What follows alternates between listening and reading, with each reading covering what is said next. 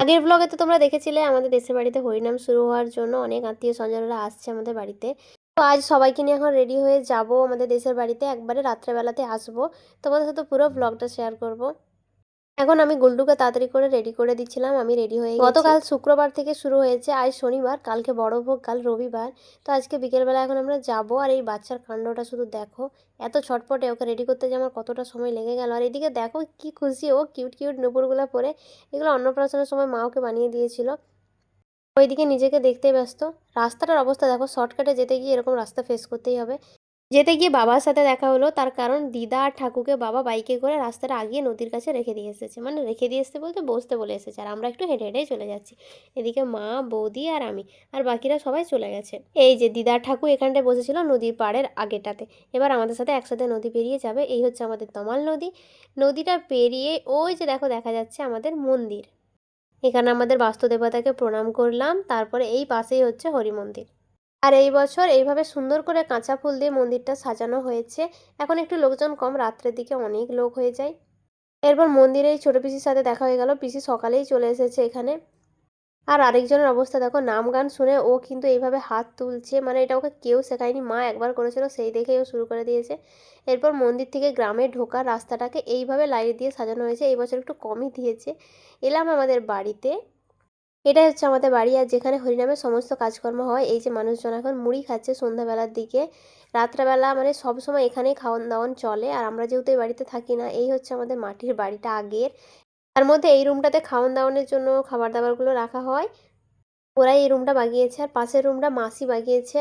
মানে আমরা এসে টুকটাক এখানে বসি, আর মাসি জেঠু এই কয়েকদিন এখানেই থাকবে। এই পাশে বাইরেটাতে হয় রান্না, আর আমাদের এই মাঝখানের বাড়িটাতে হয় খাওয়া দাওয়া। ওপরটা ওরাই এখানে ছেয়ে দিয়েছে। এই যে বাড়িটা মোটামুটি একটু বাগানো হয়েছে, আমরা এসে একটু বসি, সবসময় এখানটা ভালো লাগে, সবাই থাকে। জেঠু, মাসি, ঠাকুমা, দিদা, জ্যাঠাই সবাই আছে এখানে। এইদিকে তারপরে মা, মাসি আরও কাকু টাকু মিলে আলু টালু ছিলছে। এটার কারণ হচ্ছে কাল বললাম বড় ভোগ, প্রায় 1 থেকে 1.5 হাজার লোক খাওয়ান দাওয়ান হবে এখানে। তো সেই জন্য আগে থেকে একটু আগিয়ে রাখছে কাজগুলো। প্রচুর সবজি কাটাকুটি আছে, সারা রাত ধরে হবে, আরও অনেক জায়গায় কাটাকুটি চলছে। আর এইদিকে চলছে রাত্রে রান্না, মানে এখন যেটা খাওয়া দাওয়া হবে। আমরা খেতে বসে পড়েছি। এদিকে একটা কুমড়োর গরম গরম তরকারি ছিল, ডাল ছিল, ভাত ছিল, আর ছিল একটা কফির তরকারি। বাড়িতে কুমড়ো একদম খাই না, কিন্তু এখানে যেন অমৃত লাগলো, খেয়েও নিয়েছি।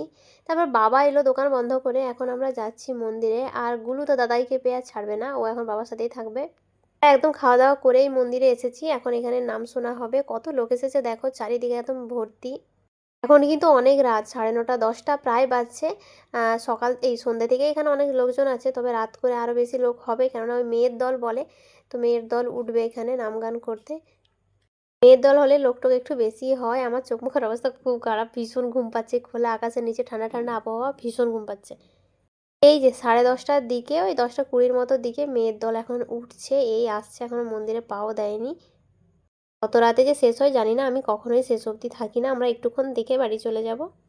প্রতিটা জায়গাতে মেয়ের দলেরা এত রাত করে ওঠে যে শেষ অবধি থাকাই যায় না। এখন তো 11টা পেরিয়ে যাচ্ছে প্রায়। আমরা এবারে উঠে যাব, কাল আছে বড় ভোগ, সকাল থেকে আসবো, তোমাদেরকে দেখাবো যে এখানে কিভাবে হয়। আগের বছরও দেখিয়েছিলাম, তবে এবছরও দেখাবো। তো তাহলে আজকের মতো রাখি, টাটা, গুড নাইট।